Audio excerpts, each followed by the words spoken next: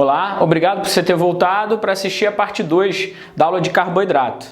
Então hoje eu vou tentar te explicar um pouco a diferença, né? Aquela coisa que eu falei na aula anterior entre o doce e a cenoura. Qual a diferença desses carboidratos então? No vídeo anterior eu já expliquei para vocês que dependendo do alimento eu tenho carboidratos diferentes. Eu dou origem a, por exemplo, sacarose, lactose, amido, frutose. Isso depende de qual fonte alimentar. Vamos tomar como exemplo agora a melancia, as frutas, o mel, né? Nas frutas eu tenho frutose.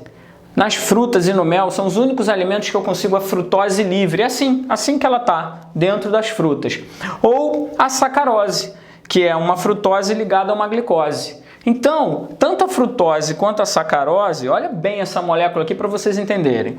Tá? Aqui eu tenho um monossacarídeo, que eu já expliquei para vocês, e aqui embaixo eu tenho um disacarídeo. De uma forma geral, gente, o que acontece? Aqui eu tenho frutose, aqui eu tenho frutose junto com glicose. Isso aqui, sacarose, é o que você encontra no açúcar de mesa. Isso, açúcar demerara, açúcar orgânico, açúcar refinado, açúcar cristal, o açúcar que for, você vai encontrar isso aqui. E da onde esse açúcar é retirado? Da cana-de-açúcar, da beterraba, quer dizer, são vegetais que conseguem produzir uma quantidade muito grande desses tipos de carboidrato. Agora, se você quiser, por exemplo, lactose, eu não vou conseguir extrair lactose de uma fruta nem do mel. Eu vou ter que extrair lactose do leite.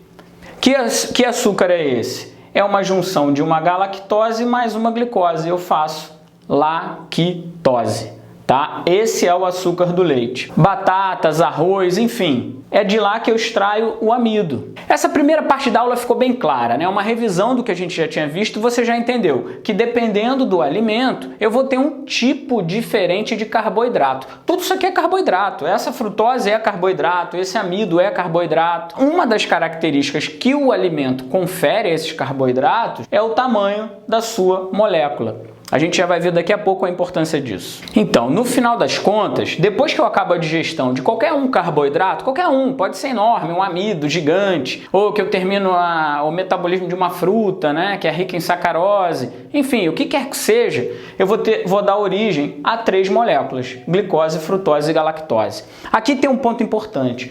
O carboidrato, né, o monossacarídeo mais abundante na nossa alimentação é a glicose. Glicose sanguínea.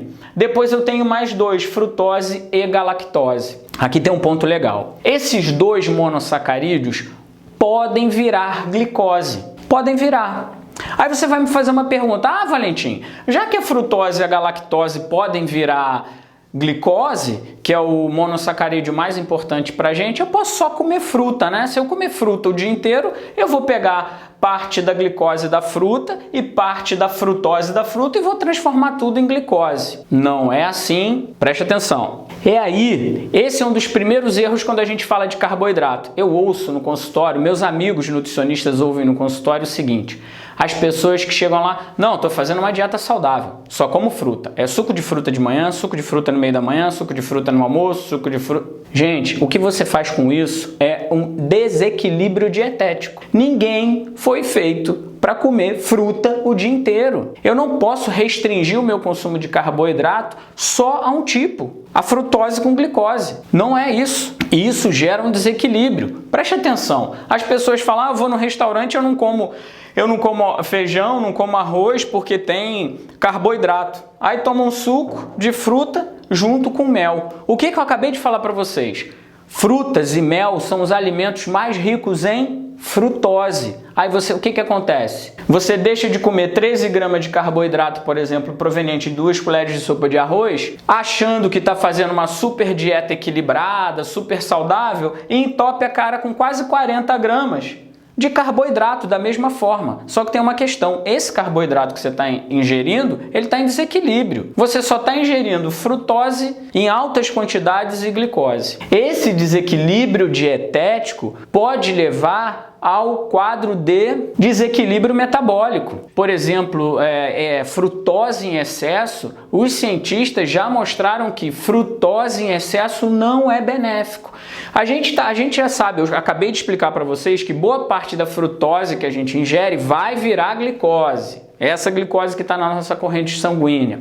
Só que parte dela também vira triglicerídeo. Muitas pessoas que têm o triglicerídeo alto, que têm gordura alta no sangue, é uma forma popular de falar, não vou aqui ficar falando difícil, né? Tem hipertrigliceridemia, que é gordura no sangue, gordura alta no sangue, pode ter sido gerada por conta do excesso de consumo de frutose. Isso aqui são 2 artigos científicos. Fica tranquilo, seu nutricionista já leu isso aqui, seu nutricionista como eu, nós estudamos isso. Tá? Eles já sabem isso aqui que eu estou mostrando.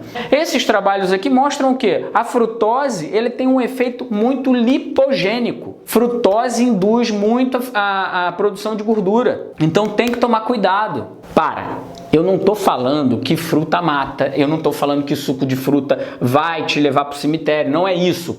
Preste atenção. Eu estou te dizendo que um desequilíbrio dietético, aquela dieta de fruta,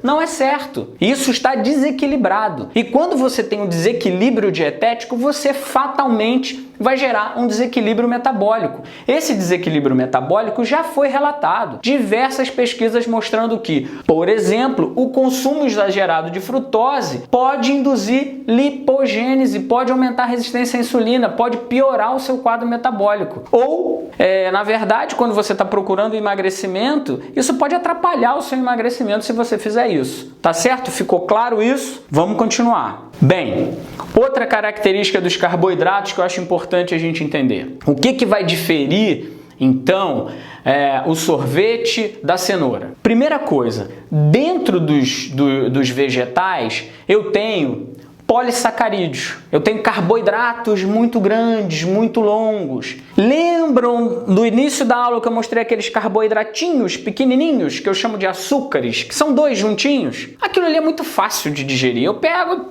uma enzima vai lá, quebra, eu libero 2 monossacarídeos. Aquele açúcarzinho, só aquela rodelinha que eu mostrei, que é o que teu corpo absorve. Quando a gente olha para uma estrutura dessa, você já está imaginando aí, caramba, que dificuldade para o meu corpo desmontar um monte dessas bolinhas. Você está certo. Desmontar essas bolinhas, quimicamente, é fazer, enfim, o rompimento das ligações, enfim. Isso é feito por enzimas, mas não vamos complicar a explicação não. De forma resumida, o que você acha mais fácil de cortar? Esse ou esse? Acertou. Esse aqui é muito mais fácil de quebrar do que esse aqui. A enzima tem mais dificuldade, essas ligações são até a enzima chegar ali e conseguir cortar isso aqui é meio mais complexo. Demora mais a quebrar esse polissacarídeo aqui. Mas isso aqui é amido, isso aqui é arroz, por exemplo, batata. Então, isso é uma das características dos carboidratos. Quando o nutricionista, estou ajeitando o microfone. Quando o nutricionista vai prescrever o carboidrato para você, ele pensa nisso. Quer ver um detalhe interessante? Isso aqui não dá para ser quebrado. Nós, seres humanos, não conseguimos quebrar a celulose, por exemplo. Já viu a vaca no pasto? Que fica ruminando, que chama de ruminante? Os ruminantes conseguem quebrar isso, nós não. Isso aqui, ó, a gente chama de fibra. São carboidratos que a gente não consegue quebrar. Quando eu tenho um alimento integral, íntegro, quando eu tenho lá aquela cenoura linda, maravilhosa, quando eu tenho a minha batata íntegra, eu tenho polissacarídeos dentro dela. Eu tenho essa configuração aqui. Então, o que acontece? Partes do vegetal vão atrapalhar a digestão. Presta atenção nisso. Quando eu tenho o vegetal inteiro como um todo, por ter esse emaranhado de amilose, amilopectina, celulose, tudo isso na matriz do alimento, fica difícil eu desmontar esse carboidrato e soltar aquelas bolinhas pequenininhas. Em que isso afeta? Na velocidade com que meu corpo absorve o carboidrato. Valentim, velocidade com que meu corpo absorve o carboidrato? Que piração é essa? Quer dizer que tem um cronômetro? Tem. Isso é muito importante. Preste atenção.